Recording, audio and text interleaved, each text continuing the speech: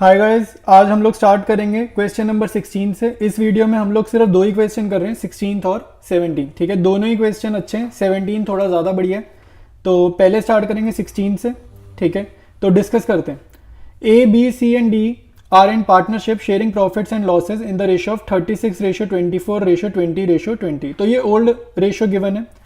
फिर आगे लिख रहे हैं E joins the partnership for 20% share. ठीक है, तो 20% शेयर के लिए आया। 20% का मतलब क्या होता है? 20/100 यानी कि 2/10 यानी कि 1/5। ठीक है, तो ई कितने शेयर के लिए आया है? 20% यानी कि 1/5। And A B C and D in future would share profits among themselves as 3/10 ratio 4/10 ratio 2/10 ratio 1/10। तो डिनोमिनेटर सबका सेम है। ठीक है, यानी कि ये क्या लिखा है? 3:4:2:1। तो ये न्यू रेशियो लिखी है, लेकिन किसकी? खाली पहले चार पार्टनर्स की। ई नहीं है इसमें, ई नहीं included. Calculate the new profit sharing ratio after E's admission. ठीक है, इसका सोल्यूशन देखते हैं।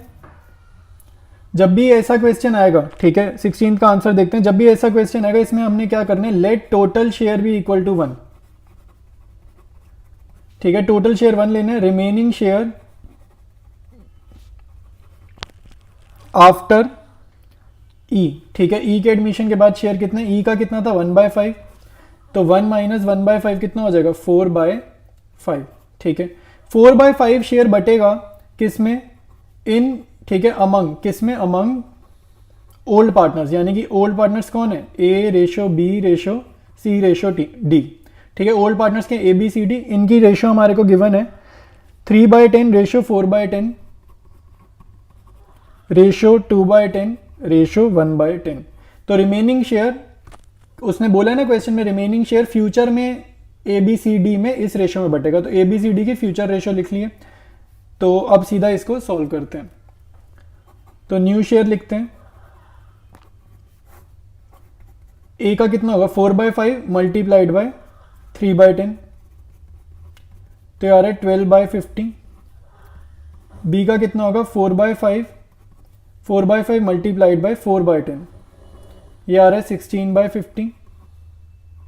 ठीक है, सी का कितना होगा? 4/5 इंटू 2/10, ये होगा 8/50। और डी का कितना होगा? 4/5 इंटू 1/10, ये होगा 4/50। ठीक है, तो सबका डिनोमिनेटर 50 आ रहा है। ई का देख लेते हैं। ई का हमें ओरिजिनल शेयर पता है 1/5, तो 10 से ऊपर नीचे मल्टीप्लाई कर लेंगे, ये आ जाएगा 10/50। तो सभी पार्टनर्स का लिख लिया। तो अब हम ज़रा न्यू रेशियो लिख लेते हैं। ए रेशो बी रेशो सी रेशो डी रेशो ई। डिनोमिनेटर सेम है ना, डायरेक्ट लिखेंगे। 12:16 रेशो 8 रेशो 4 रेशो 10। ठीक है, तो ये 2 के टेबल से जा रहे हैं, तो इसको लिख लेते हैं 6:8 रेशो 4 रेशो 2 रेशो 5। ठीक है, तो न्यू रेशो हमारी आ गई 6, 8, 4, 2, 5। अब डिस्कस करते हैं क्वेश्चन नंबर 17। ये हमारा लास्ट क्वेश्चन है। ये जो सॉल्विंग वाले जितने क्वेश्चन थे ना, न्यू रेशो सेक्रीफाइसिंग रेशो वाले, ये उसका लास्ट क्वेश्चन है। तो स्टार्ट करते हैं। A and B are partners sharing profits in the ratio of 3:2। ठीक है, तो ओल्ड रेशो गिवन है 3:2। They admit C into partnership who acquires 1/5 of his share from A and 4/25 share from B. Calculate the new profit sharing ratio and sacrificing ratio. ठीक है, ये question बहुत ही different है, बाकी जितने क्वेश्चन करे उससे काफी डिफरेंट है। तो इसमें क्या बोल रहा है? They admit C into partnership who acquires 1/5 of his share from A. 1/5 of his share, यानी कि सी अपने शेयर का 1/5 एक्वायर कर रहा है ए से। लेकिन प्रॉब्लम यह है कि सी का शेयर पता नहीं है। यूजुअली न्यू पार्टनर का शेयर गिवन होता है 1/4 1/5 ऐसे करके गिवन होता है। तो सी का अपना शेयर ही नहीं गिवन, और वो अपने शेयर का 1/5 एक्वायर कर रहा है ए से। तो यही प्रॉब्लम है क्वेश्चन में। ये वाली लाइन तो सिंपल है। 4/25 शेयर फ्रॉम वी का मीनिंग कुछ भी नहीं है, तो माइनस हो जाएगा। फ्रॉम मतलब माइनस। यहाँ प्रॉब्लम नहीं है, प्रॉब्लम सिर्फ इस वाले पार्ट में। ठीक है, तो इसका आंसर देखते हैं और कैसे सॉल्व होगा ये चीज समझते हैं। सोल्यूशन देखते हैं 17 का। गिवन इन्फॉर्मेशन लिख ली है, ओल्ड रेशो लिख ली। सी का शेयर पता नहीं है, तो वहां पर कुछ नहीं लिखा। तो मान लो हमें नहीं पता, हमने एज्यूम कर लिया सी के शेयर को क्या है? एक्स। ये हमने क्या किया? एज्यूम। ठीक है, तो यहाँ लिख देना assume C share is equal to x. फिर क्वेश्चन में जो लैंग्वेज लिखी है, कि यही इंपॉर्टेंट पॉइंट है, यही मैं समझाना है। लैंग्वेज क्या लिखी है? C acquires 1/5 of his share from A. ठीक है, तो ए से उसने किस वे में शेयर एक्वायर किया, तो ए का ओल्ड शेयर लिखेंगे, 3:2 है ना, तो ए का ओल्ड शेयर है 3/5। इसमें से सी ने कुछ ले लिया, ठीक है, सी ने अपना शेयर निकाला है, कैसे निकाला है, 1/5 ऑफ हिज शेयर, यानी कि मल्टीप्लाइड बाय उसका खुद का शेयर, उसका खुद का शेयर तो क्या है पता ही नहीं है, यानी कि x।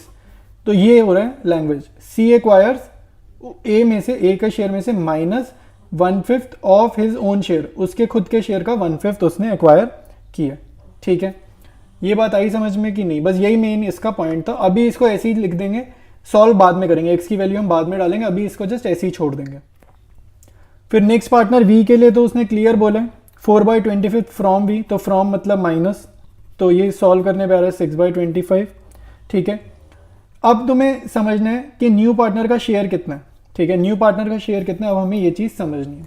तो न्यू पार्टनर का शेयर कितना है, न्यू पार्टनर ने ए से ये लिया ना, ये 1/5 मल्टीप्लाइड बाई एक्स, तो यानी कि ये किसको मिलेगा, ये सी को मिलेगा, तो 1/5 मल्टीप्लाइड बाई एक्स में यहाँ लिख देता हूँ, ये इसने ए से लिया, ठीक है, प्लस सी ने वी से क्या लिया 4/25, तो यहाँ पर प्लस कर देंगे 4/25।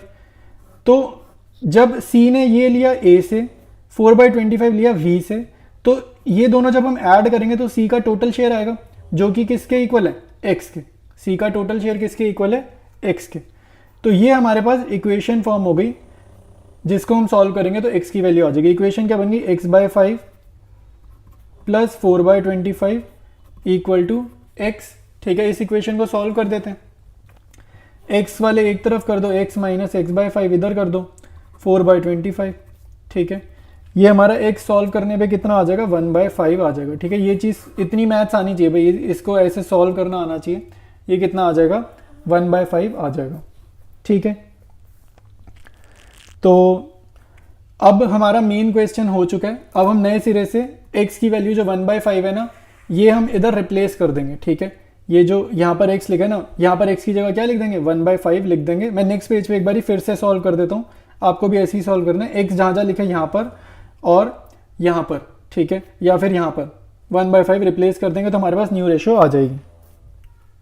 कंटिन्यू करेंगे, न्यू शेयर लिखेंगे ए का न्यू शेयर कितना है, पिछले पेज पे जो लिखा था वहीं से डेटा उठा रहे हैं, 3/5 माइनस x/5 लिखा था ना, वहाँ पर क्या लिखा था, x/5, देखो x/5 लिखा था, और x की जगह हमने क्या लिखना है, 1/5, तो यानी कि ये क्या हो गया, 1/5 और ये एक 5 और है, तो इंटू 5, यानी कि 1/25। x/5 की जगह क्या आएगा, 1/25, तो यहाँ पे लिखेंगे 1/25। डिनोमिनेटर 25 बनेंगे, सॉल्व करने पे आ रहा है 14/25, ए का आ रहा है 14/25। v का तो पिछले पेज पे जो लिखा था सेम ही लिख देंगे, 2/5 माइनस 4/25, 6/25, इसमें तो कोई प्रॉब्लम नहीं थी।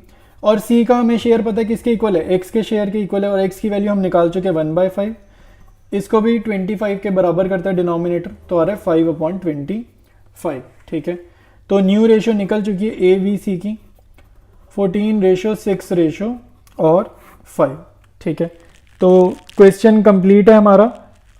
इसमें जस्ट सैक्रिफाइसिंग रेशियो निकालनी है, वो भी निकाल लेते हैं, सैक्रिफाइसिंग रेशियो भी निकाल लेते हैं, ठीक है। और इसी में देख लो भाई, सैक्रिफाइस का मतलब होता है किसने कितना शेयर गिव अप किया। तो ए के ओरिजिनल शेयर क्या है, 3/5, वी का ओरिजिनल शेयर क्या है, 2/5, 3:2 के हिसाब से लिखा है।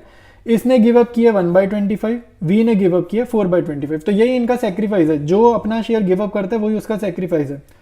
तो सैक्रिफाइसिंग रेशियो लिखते हैं बिटवीन ए एंड वी, ये कितनी होगी, 1/25 ए का, 4/25 वी का, ठीक है। तो यही इनकी सैक्रिफाइसिंग रेशियो, यानी कि क्या है, 1:4, ठीक है।